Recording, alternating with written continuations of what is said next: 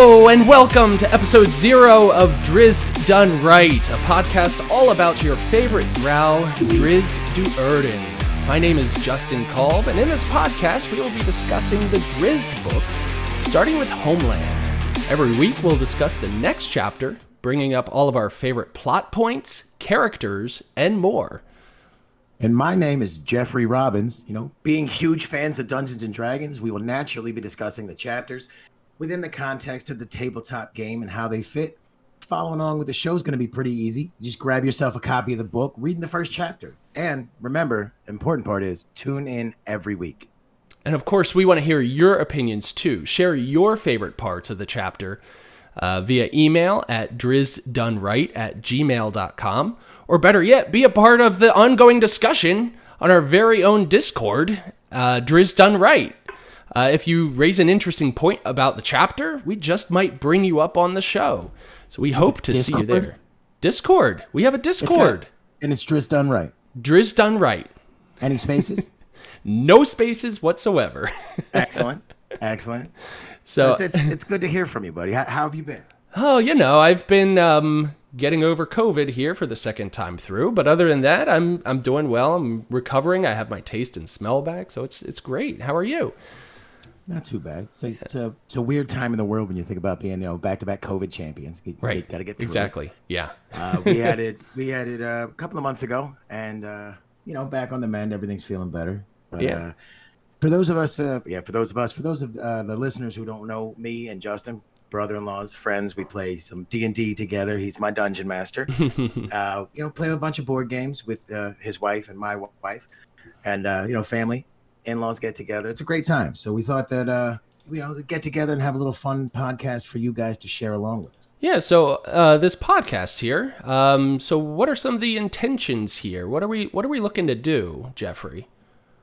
Well, I mean, for me, I think that some of the things we're going to be looking to do is to get into the book, tear it apart. We're going to look at how it relates to the tabletop game, like some of the spells we run across inside, how they would be used in a regular D&D session, maybe some of the armor or the magical trinkets and amulets. Yeah, nice.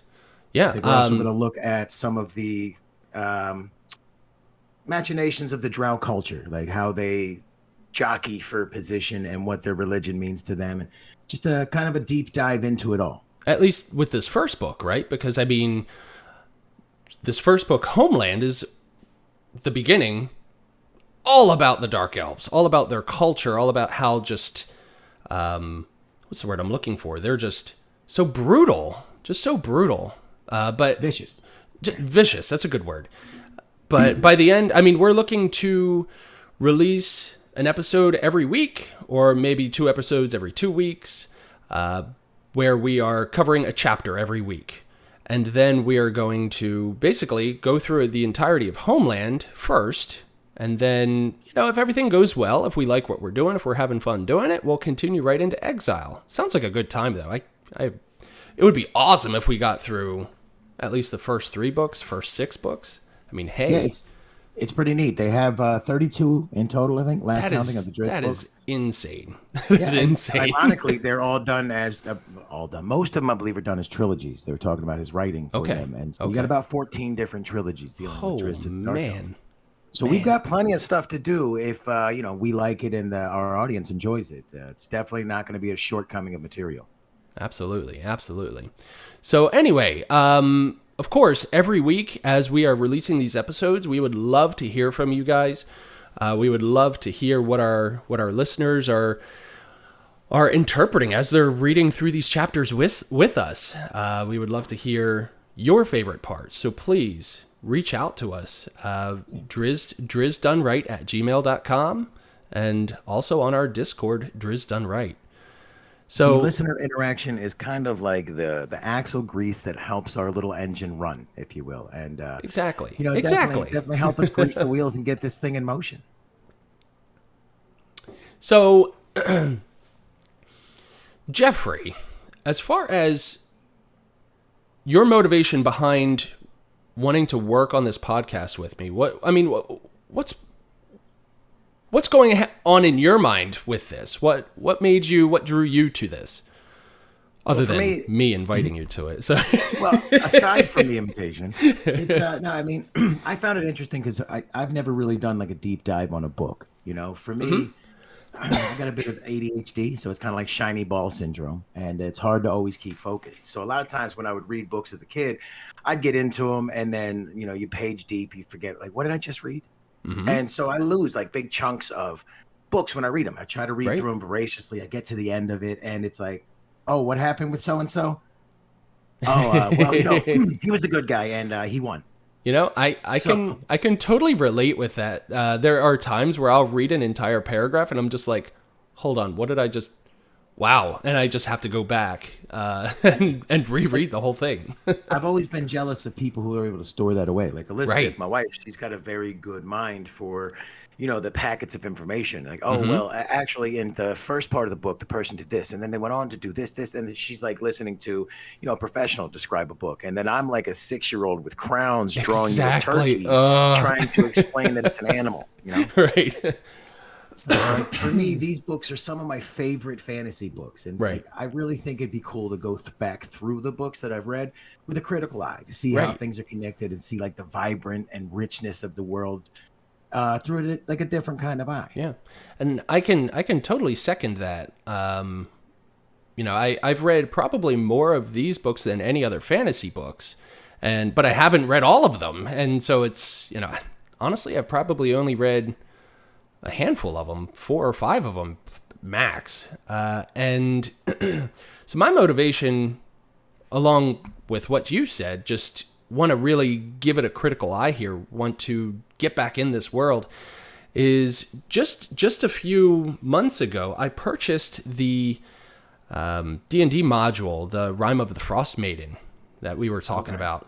And that takes place in Icewind Dale. That's taking place in this just frozen hellscape. Does that make sense? A frozen hellscape? I don't know. And it's weird too because you have barbarians in a frozen hellscape. So I always imagine these jacked Arnold Schwarzenegger Conan barbarians running around in loincloths in the snow and glaciers, which is really just a juxtaposing mental image for me. They shouldn't really go together that way. Right. Yeah. And so I'm after getting this module, I've really just been diving deep in this and wanting to get a group together.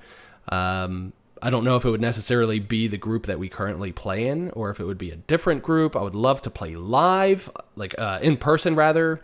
I know that's difficult, but anyway, one of my motivations for wanting to do this podcast to reread these books is I really want to get when I run this module, I want to do it right, and so that's one of my motivations there. I just reread all about the world, the setting, the lore, the cultures, and because I would love to really make it real for my players as we play.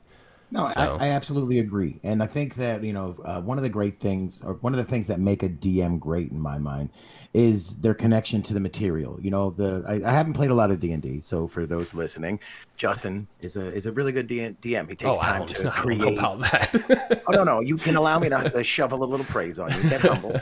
And I will, he takes time to craft the characters, give them personalities and voices. It's not Hollywood level, great special effects, but at the same time, it's true, it's genuine, and it's thought out. And not a lot of people really do that for their games. And I value that. And I think that, aside from Justin, some of my favorite DMs or some of my favorite D&D players have always had that knack for seeing the structure of the game, and how the rules are defined in a way to push the envelope or push people back from the edge of the envelope. Like you're not allowed to do that, where they can and can't play. Right. Yeah, but I mean, I'm a DM. That's what I've always been, right? I think I've played maybe 3 times as a player. And so it's I don't know, it is definitely difficult to do that. But one of the things I really strive to do is make those characters real. That's the most fun to me. The combat, it's okay. Coming up with new interactions, new ways to challenge the players. That's something I'm always trying to do as well. But something that really got me back into D&D was watching the Dungeon Run. A number of, they started back in 2019 and they finished within the past 6 months. So early 2002. So they went almost 3 years, and 2022. That's what I meant. Sorry. But they were all professional actors. And so their role play, their character development was just so inspiring. And so that's one thing that I've just really been trying to, and of course, Jeff Kanata's world building was awesome as well. So I would love to watch him DM some more. But anyway, we're getting a little off topic. And that's how we stay on topic. So, Jeffrey, I know you've read these books before, and so I was just wondering, what it's kind of your first experience with these books. And my lengthy yarn of my first experience of these books is I was in the Army. I joined when I was 24 years old, and it was quite an experience to be kind of like just yanked out away from everything I had known. Like I hadn't done a lot of traveling, hadn't seen a lot of the world, nothing like that. Mm-hmm. And get to the Army, and then all of a sudden you're in a whole nother state, in a whole nother place, surrounded by strangers. And it's a little overwhelming at times. And I had this roommate, and the best way to explain him is he looked like the kind of guy you would fear. That in the middle of the night you'd wake up and he'd be standing over your bunk, breathing real heavy, like. And, there's another story about when he did that. So it came true. But this is kind of I don't say it to mock him. I say it to be like, this is one of those moments where like the book and the cover really, really are two different things. Because he turned out to be a real sweet guy. Oh, cool. And while we were, roommates, he gave me the Drizzt books. And that was the first time I had really read a fantasy novel. And it blew me away. Like I don't know if you can relate to this. I probably can. There's been a time and moment where you get into the book or any book you love, and it just takes you away. Right. You're no longer worried about what time it is, how long it's been, and you're in a whole new world, like watching a movie in your head. Exactly. So that's kind of how it went for me. He gave me these, and I read the Homeland, I read Exile, I read the Halfling's Gem, so many more in the story, to the point where I've read the Catterley's the Cleric Quintet, right? Some of his other books dealing with other characters, because I really enjoyed the way that R.A. Salvatore would write. Like most people in fantasy, I always felt was kind of like those big Warhammer battles, like we all line up and shoot arrows, and very much Lord of the Rings Battle of Gondor, right? Oh, gotcha. Yep. But when Salvatore wrote, it was like a dance. It's like watching people do ballet, except like Drizzt is shredding people. Right. So I found that it wasn't just savagery; it was almost poetic, like a ballet of death kind of deal. Yeah. And like for me, that was just one of the things that was different. Was that not only was the style that he wrote, but Drizzt would face obstacles that he would have to overcome, and instead of just fighting his way through it, he would kind of like the video game Hitman, have to find a way around to put all these things in place so that when the dominoes fell, he would be as have achieved his objective without putting himself at risk, essentially, or more risk than he has to. Right. Yeah. So I thought it was very smart, very smartly written. Yeah, absolutely.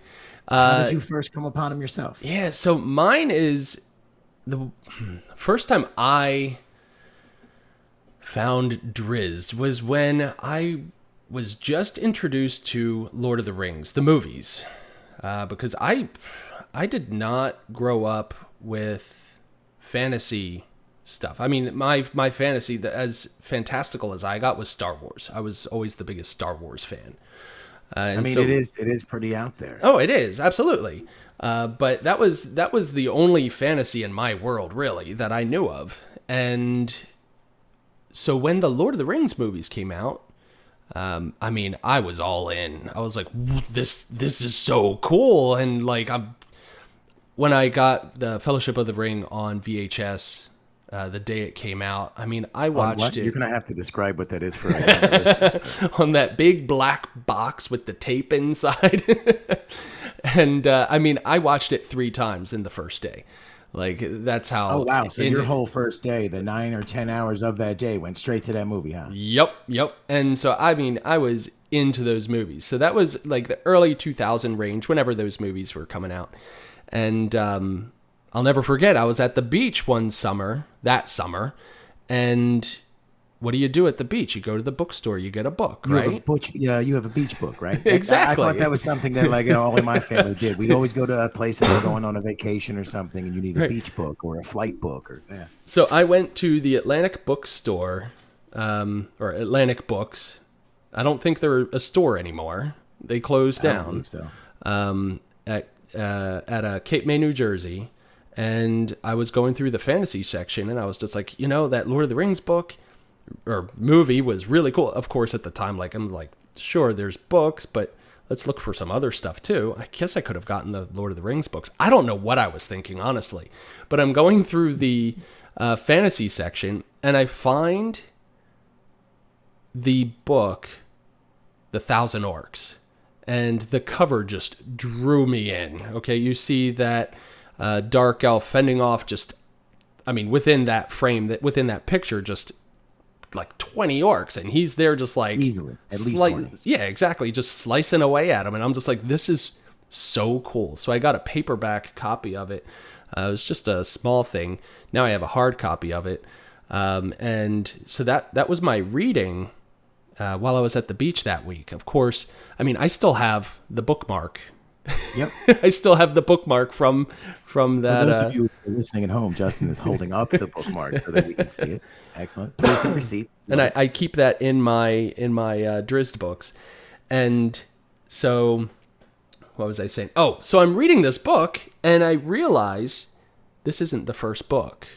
This isn't just a standalone book. And so I'm thinking, well, I gotta get the first one. And so I look at the front of the book, and it says, well, the Crystal Shard is the first one. So I get the whole trilogy, the Icewind Dale trilogy.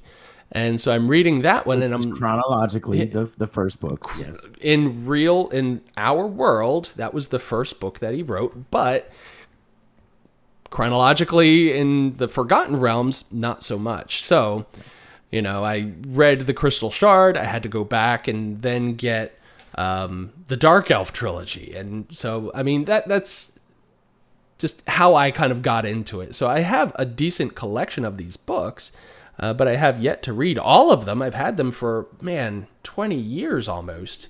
And, just haven't gotten to all of them yet. So I'm excited to finally get through all these.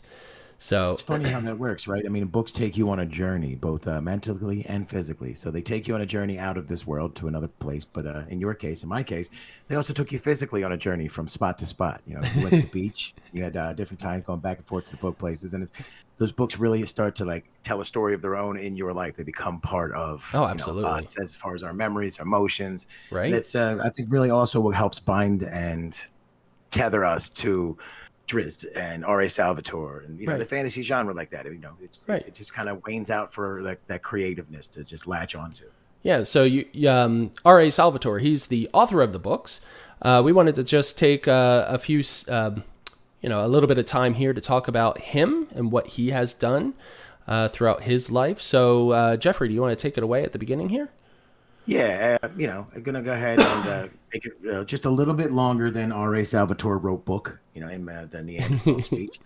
But when he was going to college, the thing that stuck out to me was that he said his biggest inspiration for being an author and getting into these books was that he also received Lord of the Rings, not the really cool Peter Jackson movies, right? Peter Jackson, the books, right? Back when people had to read them, right? The actual books. I don't think they had to read them, but they made the choice to. And, for him, it kind of like it changed his life. The same way that we talk about his books, giving us a shine to ourselves.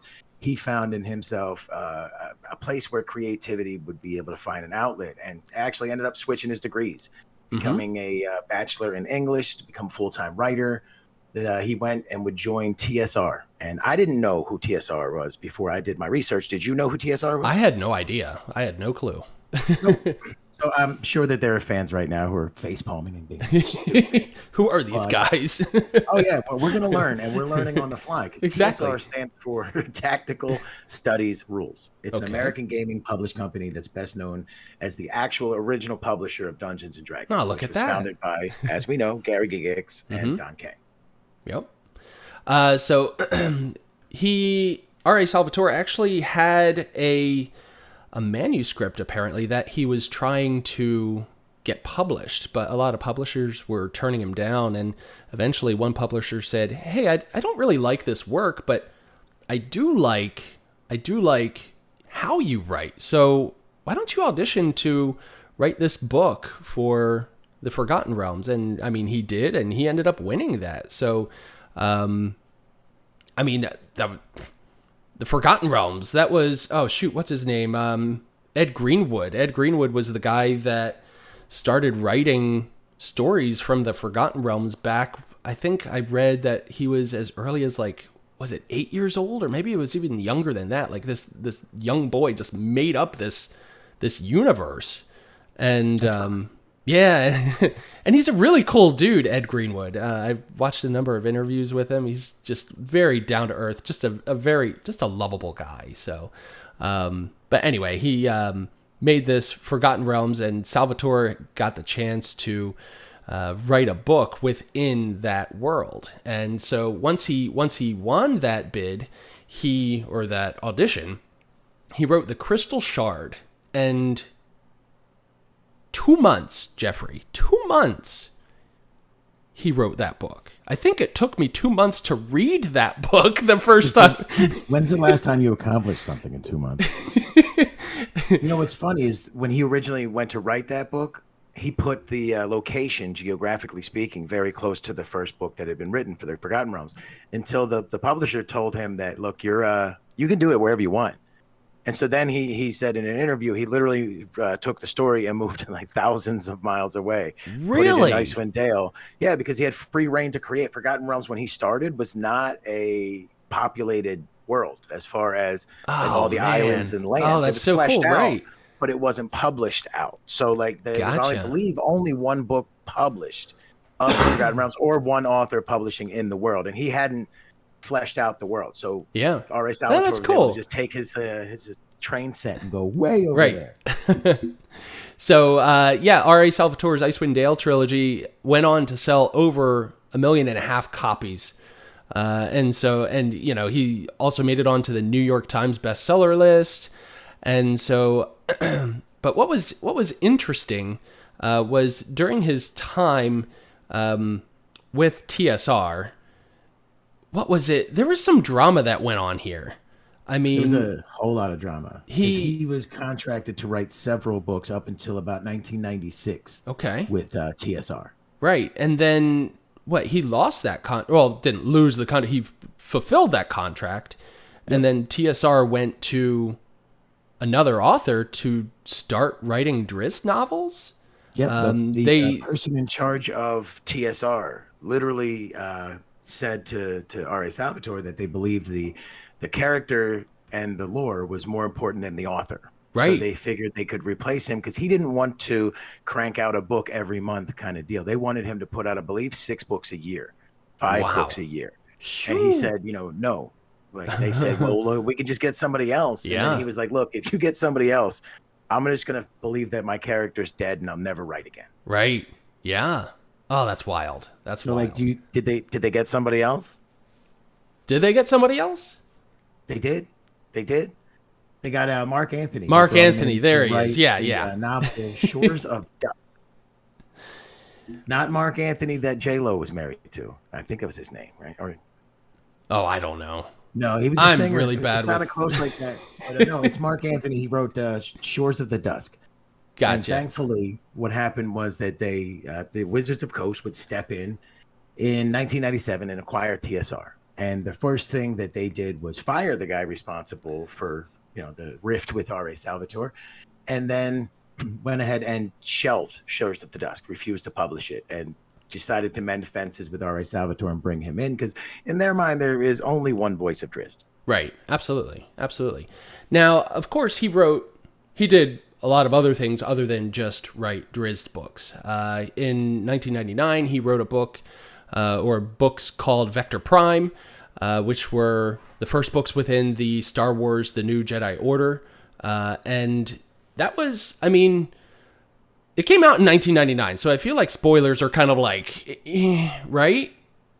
Well, But I mean, you figure that if you were born when it came out, you would legally be old enough to drink now. So if you've missed the spoiler, it's kind of on you. right, but I guess it was a little controversial because he had to write in Chewbacca's death. But now, what was it? They blamed Salvatore. People that read the books blamed Salvatore, but it wasn't actually his decision. That came from the higher ups. And from what I remember, from what I saw, I think they even wanted to kill off like Luke Skywalker or something in the books.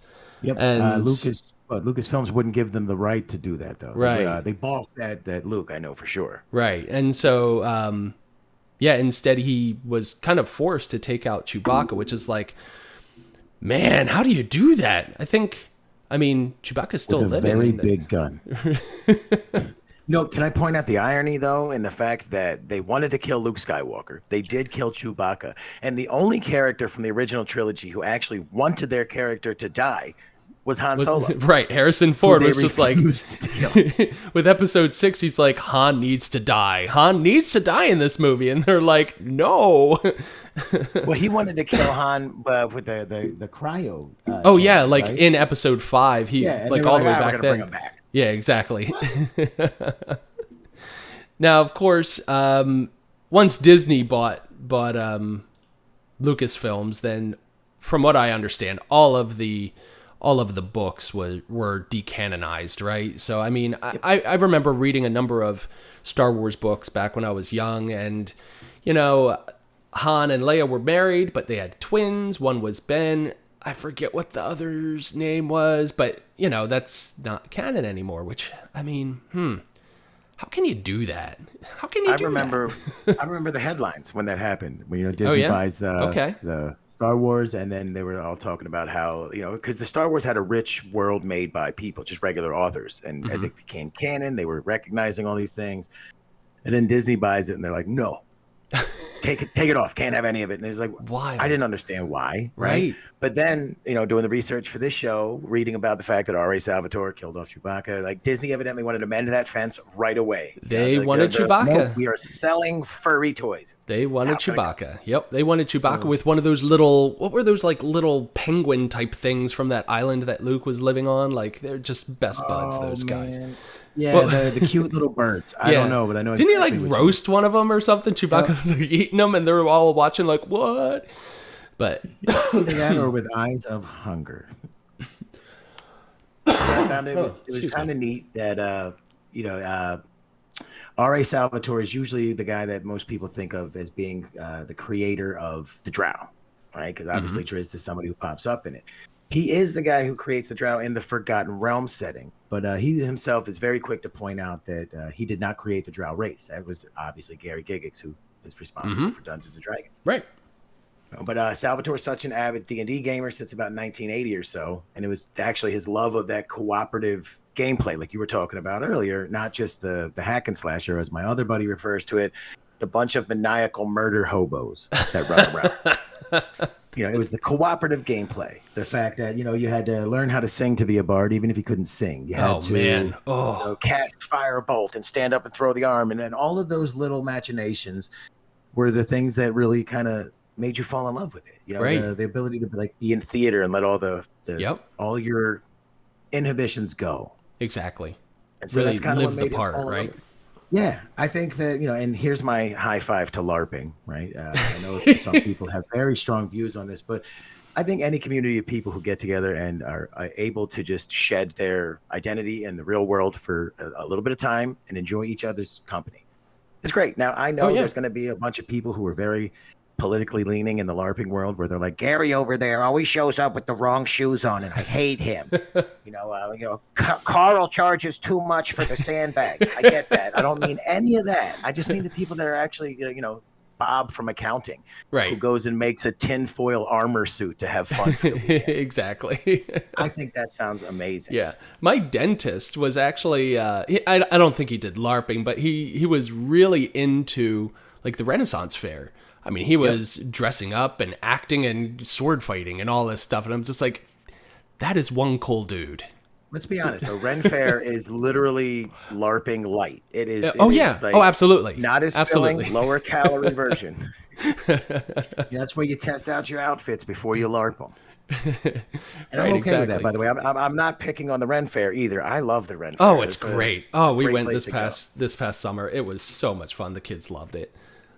I love the personalities that you meet there. And, Oh, absolutely. Speaking of personalities, Drizzt, the character, most people would actually believe that it was created as a character that R.A. Salvatore was playing from his many D&D campaigns. But according to an interview, that's not the case. So it kind of blew my mind. Yeah, that's what I've always heard. That's what I've always heard. I guess it's one of those urban legends, that they make its way down. Because he said that Drizzt is actually a cross between Dareth from Darkwalker, who I don't know what Darkwalker on Moonshay is. Yeah, but, sorry. I'm going to have to dive a little deeper into fantasy.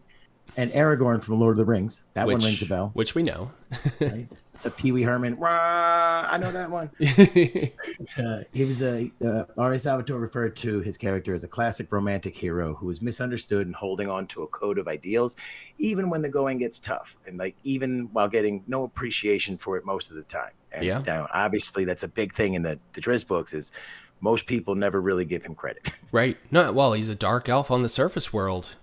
Well, they definitely judge a book by its cover. Right. I mean, at first, he's a male drow, which is not good in Menzoberranzan. And then, once he gets to the surface, no, dark elves aren't really, they're not, people don't like them. Yeah.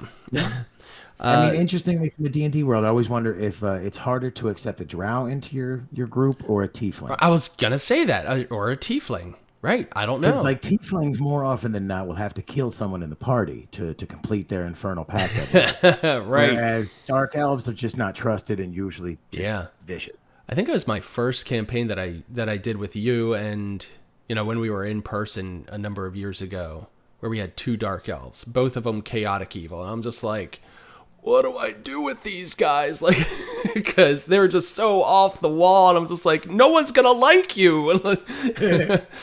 Well, that's when you let D&D run itself out, and then one of them ends up making a new character really soon. Like, there goes the reroll. Buddy. It almost came to that as soon as Kyle walked in. I'll never forget that. Dad had his bow right in Kyle's face. It's just like, darn it.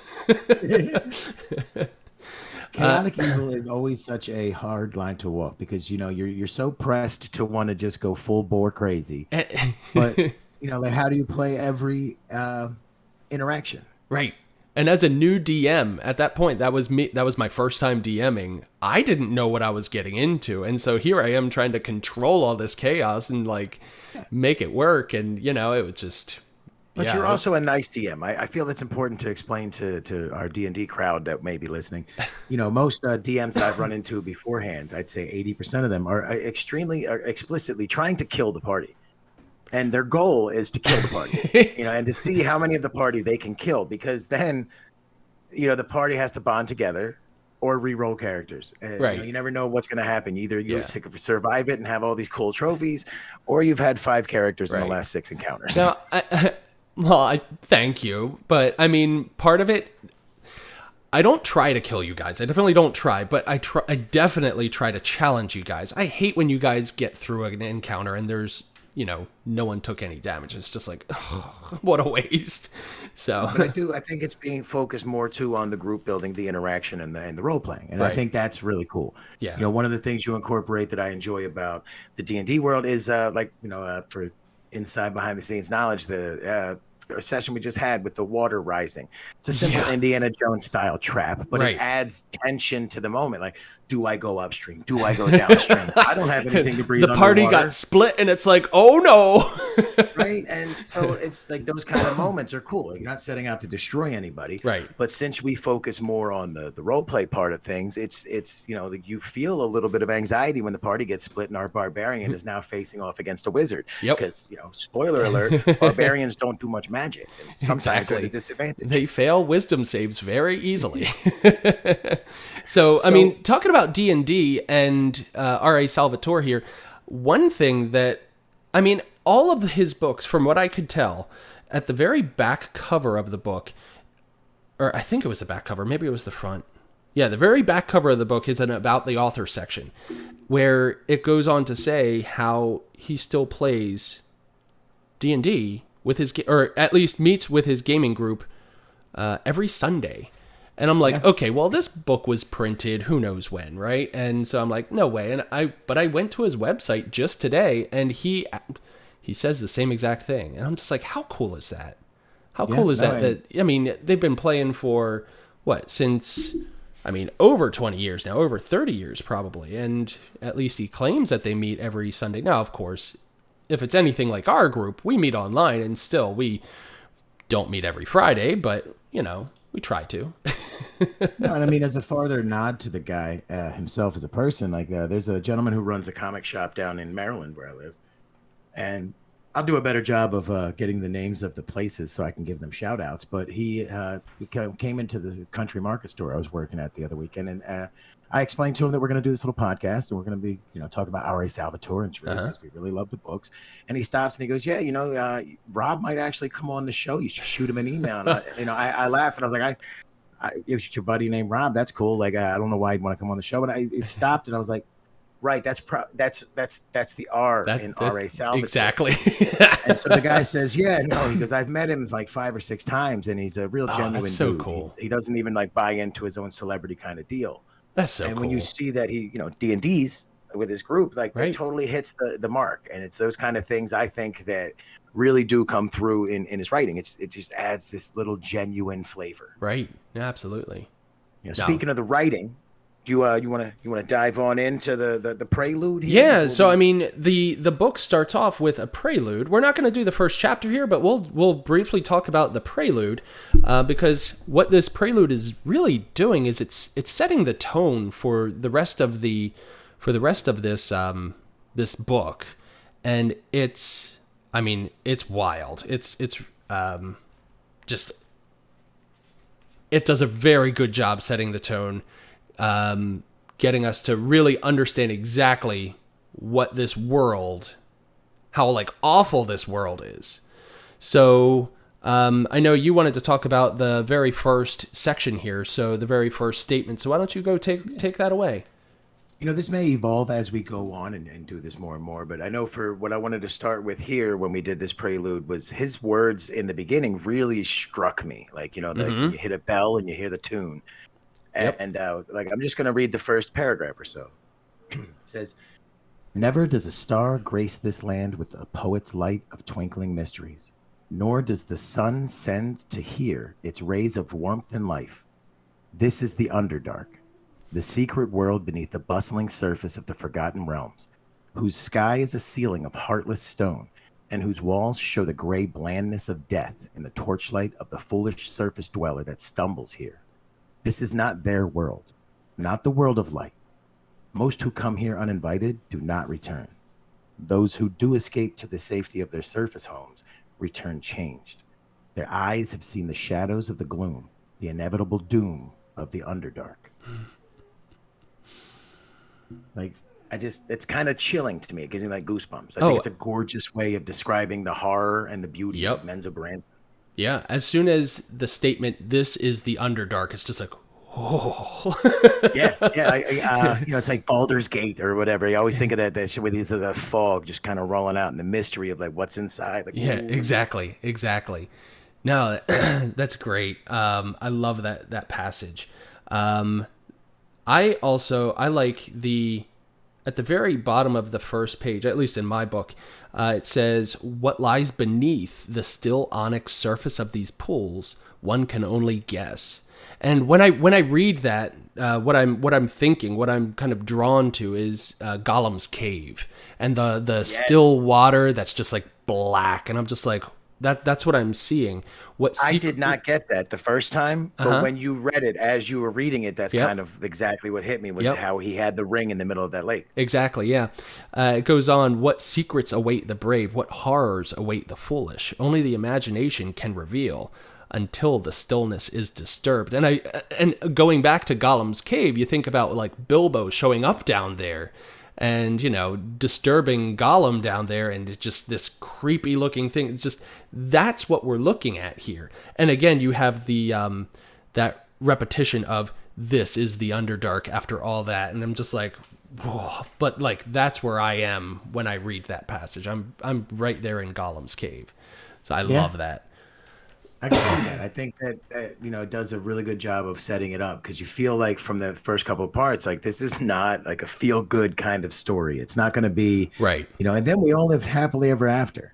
Yeah. It's like there's dark and hungry things in the shadows. Exactly. Where we're about to tread, the shadows rule the land, not the happy people. You know, it's cool for me. Going on to another part I found that stuck out was earlier in page 2. Moving forward, it says, a stark contrast to the emptiness of the corridors. These places are not havens, though. Only the foolish traveler would assume so. They are homes of the most evil races in all of the realms, most notably the Duergar, the Koatoa, and the Drow. And I highlighted this here because this passage gives me a small glimpse of like the type of the races that in the world we're about to show. I highlighted this one too. Yep. Nice. I had to actually go into the D&D wiki to find out, because I wanted to make sure that when I said that, I didn't really know what Duergar, let alone how to say Duergar or Koatoa. Which apparently, I believe it's Dwager. Okay, see, they were arguing about that in the comment section, because in the D&D wiki, it gives you a little button to click. So a guy says it, and he's like, Duergar. And they're like, who told Mike that that's how you say it? And they're literally arguing about it back and forth. Maybe that's how I've heard it. Right. Maybe that's just how I've heard it, and there's multiple pronunciations, but that's what I've always heard, and so that's what I've been going with. But yeah, the Dwager, whatever they are, the Grey Dwarves. Yep. Okay. They do show up eventually, I believe, in book 2. I can't remember off the top of my head because they all tend to blend together, but I know they do show up for sure.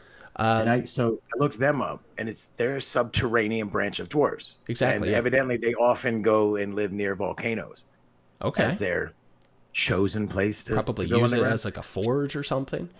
I guess that would make sense. Yeah, and essentially they're like the Drow comparison for dwarves. Like, so you have the light elves, right, and then the Drow are the dark elves, the subterranean. And you have regular dwarves, which it's kind of weird to me because I had to stop. Like, you know, dwarves are in a mountain, so what's a subterranean? Right? Dwarf? Yeah, exactly. But evidently, the distinction is that they live in the Underdark. So I took it to be like the Underdark is not just a mountain; it's specifically, like a specific area. Place. Okay. Okay. And so then they also had the Kuatoa, which they also are called fishmen. I had to look that one up because I had no idea what a Kuatoa was, and when I looked it up, there's fish people, and right away I recognized them from the Monster Manual. So I was like, oh yeah, those guys. Okay, I never used them before, so. I thought their picture reminded me kind of like what you were talking about earlier, where you're like, oh, a golem on those onyx lakes, and I was like, it's not golem, but it's like their version of a golem. It's this little fishy. The word they used was Piscine based race. Okay, a debased Piscine race. Like, I don't know what a debased race would be, but okay. They said that for them, they were fanatics. They were plagued by mental instability. They often saw things that like others couldn't, and they prayed to gods that didn't exist, at least until they believed hard enough. So they were described as like being so fanatical that they had created their own gods and deities out of nothingness. Right. Like the very definition of insanity. Nice. Yeah. Yeah. So far the prelude was talking about the Underdark, but now we're getting to a section in it where it starts to talk about Menzoberranzan, this city of the Dark Elves. And one thing that I probably spent too much time on was trying to figure out if the dimensions of this city made any sense at all. Because when I'm looking at it, it says, in one such cavern, 2 miles wide and 2,000 feet high, looms Menzoberranzan. And then it goes on and eventually says, 20,000 dark elves reside here. And I'm like, hold on. Just dark elves, though, because we know there's more here. There's than dark slaves, right? There's all, yeah, exactly. And so I'm like, okay, well, so Menzoberranzan, if it's 2 miles across, if it's also 2 miles across in the other dimension, then we're looking at like roughly 4 square miles. Okay. Sneakily, they don't give you the depth, right? Because they give you the width and the height. Well, they say right, right, but indeterminable length. If you look at the map, which I love maps, there is a map at the beginning of the book, and so I mean, it does have a, what do you call it, a scale where it's like that distance is 1 mile. So if you were really tedious, you could go through and figure it out. But so does it work? Because I feel like you've got a rough guesstimation. So 4 square miles is actually bigger than what Menzoberranzan would actually be, because it's not a perfect square. But 20,000 dark elves live there. And I'm just like, that doesn't sound right. My dog is barking. But we'll have mascots here on the show. It's fine.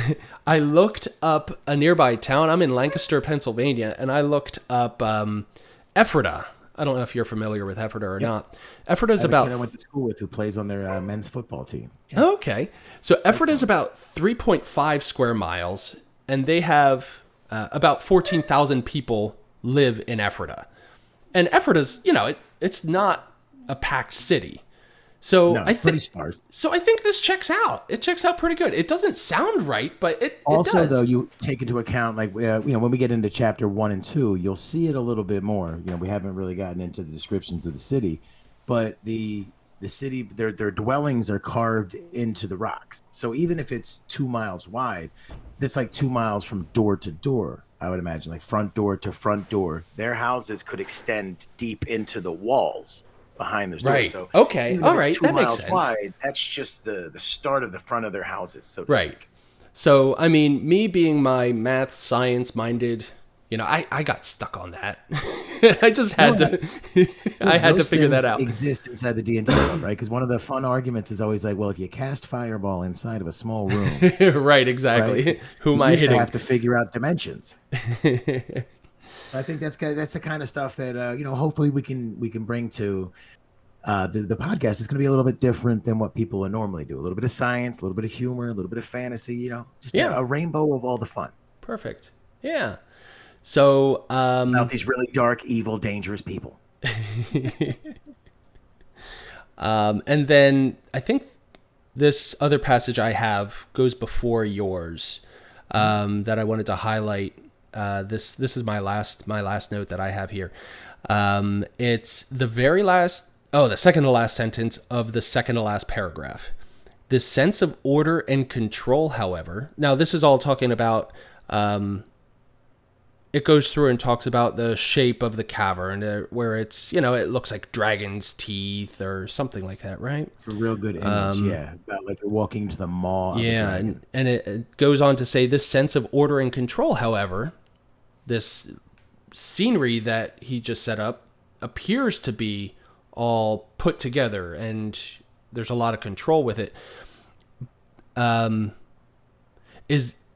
So let me start over. The sense of order and control, however, is but a cruel facade, a deception hiding the chaos and vileness that rule the dark elves' hearts. I love that because I know just how vile they are and how, they slaughter each other. And it's to tickle the listener in the ear hole just a little bit, as a prelude to week 1, chapter 1. We will dive right into exactly what you're talking about. Oh, yeah. From the get-go. Yeah, exactly. So if you're expecting a slow start like up a roller coaster, there's no click, click, click. It's all down. You're already at the top. You're about to drop down as soon as you start reading chapter 1. So I just love that because it just gives you a glimpse into how, the Dark Elves are not what they appear to be at first glance. There's a lot more to them. Yeah, they describe them as like very angular and very like I guess porcelain would be the wrong way, but they look dainty but have a lot of strength. Exactly. For me, I guess approaching this from the book club type way, if people would like to go to the page 2 as well, I took this passage, I left out the Drow from explaining the other two races when they went through them. They'd had what lives in the Underdark was the Kuatoa, the Duergar, and the Drow. And this part, I left them out because later on highlights it wonderfully to me, because it says, the Drow are the rulers of this unruled world, the deadliest of the deadly, and all other races take cautious note of their passing. Beauty itself pales at the end of a dark elf's sword. The Drow are the survivors, and this is the Underdark, the Valley of Death, the land of nameless nightmares. And that's literally the last sentence of this prelude. So it goes through all of this wonderful verbal painting of a world to show the beauty and horror, and just stamp the end of it. It lets you know that as bad as this place is, the Drow firmly rule this place. Yeah. And everything bends to their will. Yep. As we will see. We will see. I thought it was a really cool way to explain like the silent beauty of Menzo Branson. Yeah. Yeah. Yeah. It's like, imagine, like, I don't know about you, but like if you've ever gone towards a cave, I've never been spelunking, so to speak. Oh man, I don't think Have I could. you been? No. Oh, okay. I don't think I could. I've done amateur scuba diving in a pool, right? And I couldn't go deep for the same reason. I feel like it's standing in front of a cave entrance is that fear of the unknown. Like, does the passage collapse? What's down there? Like, is it claustrophobic? And to know that, like, that is just a child's fear compared to the reality that's down there for the Drow, is like, oh man. Oh, absolutely. And so it excites me because, like, for me, this is what it introduced me to and how we get into it. But, this is kind of giving you a look that no one else ever really took inside of a taboo place. And I'm excited. Yeah, I am too. I'm so excited. Well, I know that we're aiming for probably like 30, 45-minute episodes, something like that. We probably went a little long today. So, I mean, hey, if you stuck with us, we want to thank you for that. Excuse me. But I think that's going to do it for our first episode. So I want to thank everyone that made it this far, that made it through this episode. Remember that if you like the show, please give us a 5-star rating. Also, make sure to get the most out of this podcast. Pick up a copy of the book and read along. If you don't have time to read, make sure you go ahead and get one of those fancy little audiobooks. Listen to it during your commute, at the work, at the gym, wherever. You got that downtime that you need to fill something with. If you're listening to us, right, get the audiobook and follow along. After you get done reading chapter 1, or as you're following along in successive chapters, shoot us an email at DrizztDoneRight at gmail.com. DrizztDoneRight@gmail.com. Or you can log on to that fancy Discord, Drizzt Done Right, and join in the discussion. Remember, we'd love to hear from you. You guys are really what kind of pick this up and move it forward a little bit more. We're the meal, you're the spice. Absolutely. But it's been a blast. But now it's time to say goodbye. It's never easy for me to say goodbye. So maybe I'll say farewell. Be fair, be well.